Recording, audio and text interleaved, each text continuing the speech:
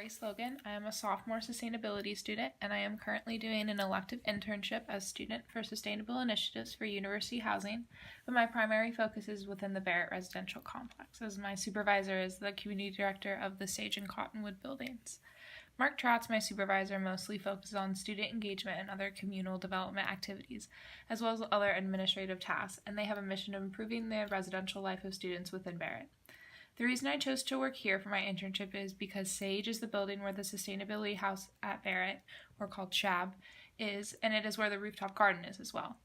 The main project I oversee is the Sage South Rooftop Garden, which has been inactive for over a year due to many different problems. Long story short, a few summers ago, the plumbing in the Barrett complex had to be completely redone, so the water was turned off for the entire summer and everything in the garden died. That was the garden I first encountered my freshman year, as I lived in SHAB, and it has remained at basically the same point since.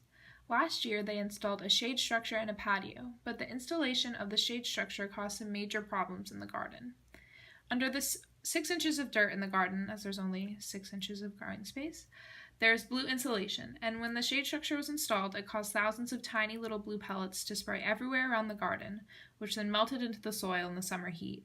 So now I'm trying to troubleshoot ways to remove that contaminated soil from the places we grow crops.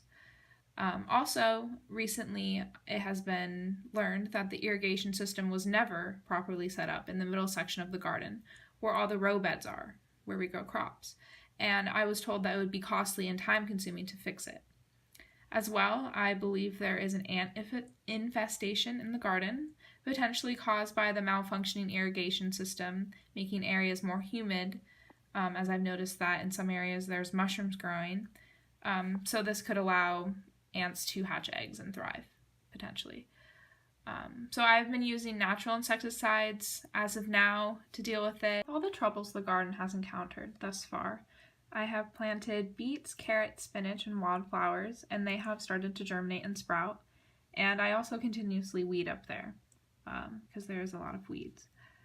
And beyond the day-to-day, I've been working with Mark to get some larger changes done in the garden. So my primary focus is moving forward into the second half of the semester include getting the irrigation fixed, getting the dirt removed where the row beds are and replacing it with higher quality dirt, having the ants taken care of, getting a few murals added to the garden, and I'm finalizing the proposals for those now, and troubleshooting the shade structure because on top of all the problems it caused with the insulation, it doesn't actually provide any shade.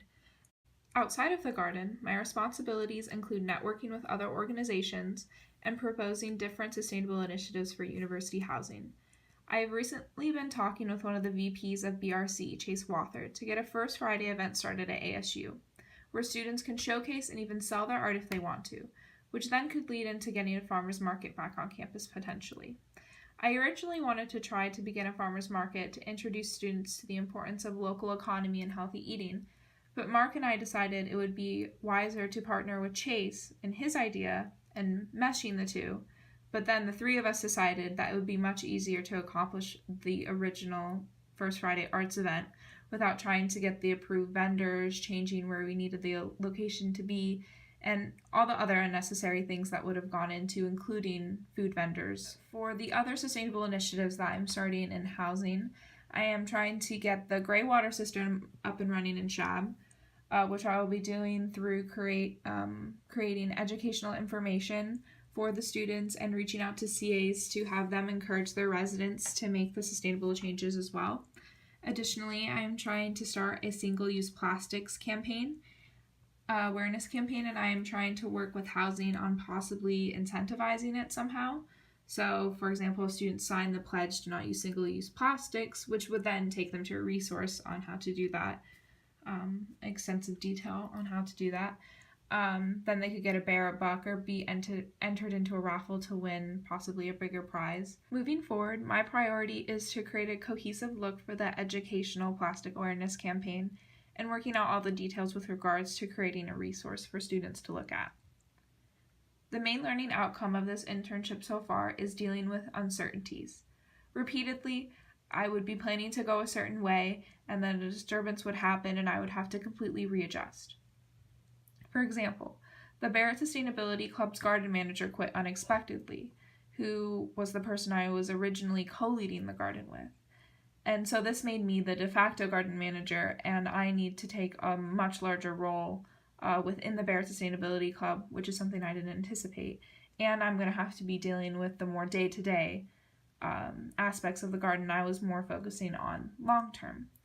So in this scenario, I have to learn how to quickly reorganize and then get back to implementing within my project. And this is a new skill that I am developing. Also, it is causing me to have to think of creative ways to evoke change with a very limited budget and a lot of administrative roadblocks in the way as well. And this has caused me to rely more on creativity and thinking outside of the box for a lot of the ideas that I've been generating within my internship. And it as well has allowed me to learn how to adapt more quickly to sudden change within my internship.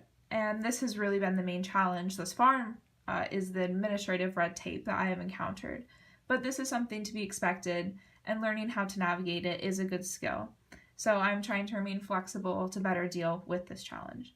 And what I like most about my internship is how open-ended it is, as I'm rarely assigned projects by Mark, and I instead make them up for myself and propose them, which I enjoy a lot.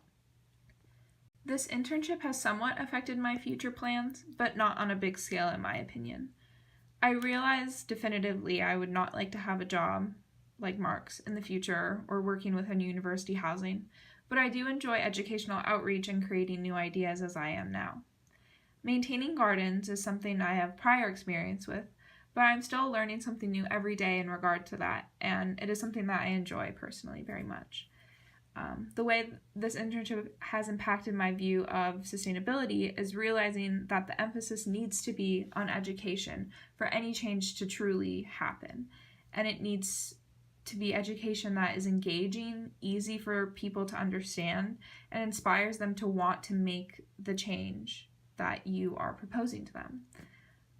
So this internship has been very helpful with me trying to figure out my future path for my career, and exposing me to different professional scenarios, as well as providing a hands-on experience for me to apply the sustainable strategies I am learning in my courses. Thank you.